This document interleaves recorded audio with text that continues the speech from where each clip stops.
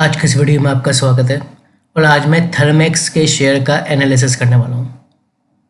अब देखिए, मैं जो ये थर्मेक्स के शेयर का एनालिसिस कर रहा हूँ, अब ये मत कहिएगा कि बहुत महंगा शेयर है, कुछ सस्ता बताओ।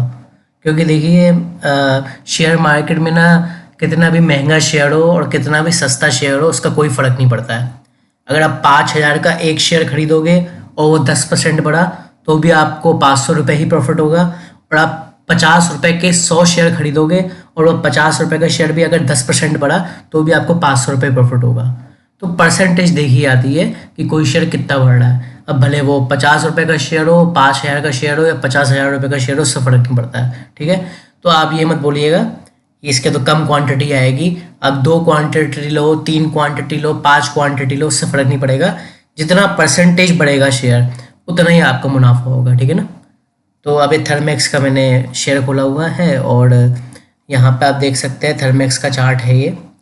वैसे तो मार्केट में आज काफ़ी कमज़ोरी रही, 420 पॉइंट नीचे कमजोरी में आप देख सकते हैं बंद हुआ है और मुझे काफ़ी दुख हुआ।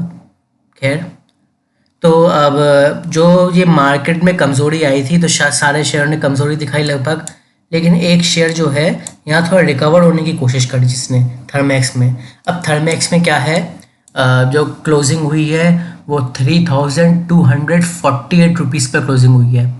इसका जो लो बनाया था इसने वो 3,134 का लो बनाया था और 3,395 का हाई बनाया है।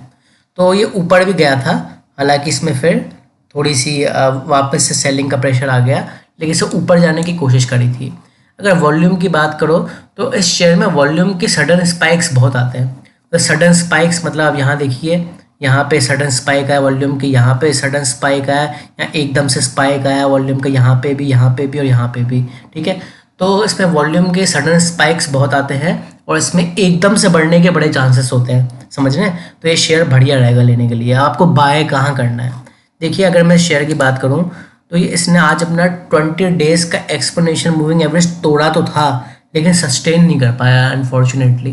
तो अब जो ये 20 दिनों का एक्सपोनेंशियल मूविंग एवरेज है, आप ध्यान से देखिए, शेयर इसको रेसिस्ट कर रहा है। ध्यान से देखिए जरा, यहाँ पे देखिए, यहाँ पे ऊपर गया लेकिन इसके नीचे बंद हुआ, रेसिस्ट किया।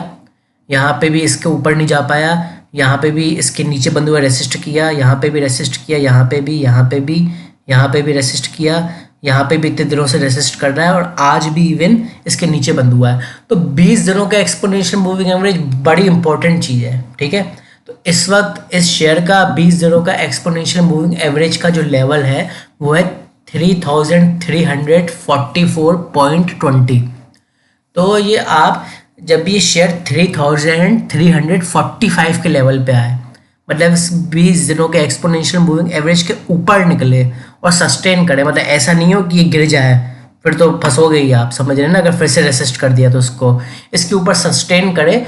जब ये कैंडल बंद होने वाली हो, ये दिन की कैंडल बंद होने वाली हो, क्लोज होने वाली हो, कैंडल क्लोजिंग के बहुत करीब हो, तब आप इसमें बाय करेंगे। ठीक है ना, ये तो फिर फंस जाओगे ना, फिर फंस जाओगे तो फिर एक यहाँ रेसिस्ट करेगा और यहाँ पे कमजोरी आएगी, समझ रहे हैं। तो इसलिए तो मेरे कहने का मतलब ये है कि कैंडल बंद होने वाली हो इसके ऊपर, आप तब बाय कर सकते हैं।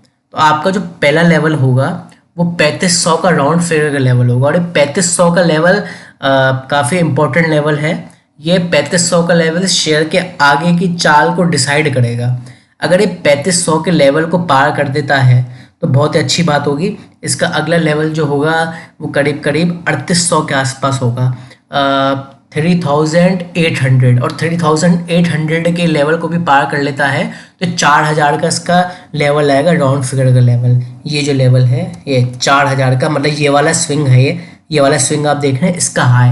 और अगर इसको भी तोड़ दिया 4,000 के लेवल को तो इसका अगला लेवल ये हो सकता है 4,245। ठीक है, क्या बताया मैंने, 4,245। तो 4,245 तक जा सकता है ये, कुछ हो गया को, हाँ 4,245 तक जा सकता है। इस बीच क्या होगा, ये अपना 50 का ईएमए भी तोड़ देगा, मतलब कि बुलिशनेस देखने को मिलेगी हमें प्राइस में। ये अपना 100 का ईएमए भी तोड़ चुका होगा और 200 के ईएमए के आसपास होगा। 200 का ईएमए इसका 4212 है, ठीक है। तो और मैंने आपको बताया 4245 तक जा सकता है। तो जब ये सारे EMS को तोड़ देगा प्राइस, तो फिर यहाँ पे आपको वेट करना है कि आगे कैसे रिएक्ट करता है। अगर ये वापस से अपने 200 दिनों के एक्सपोनेंशियल मूविंग एवरेज के नीचे जाना शुरू करता है या नीचे एक बार भी जाता है, तो आप उसमें एग्जिट कर लेंगे, जितना आपने प्रॉफिट किया है वो बुक कर लेंगे, ठीक है ना। मतलब लालच नहीं करनी है फिर आपको।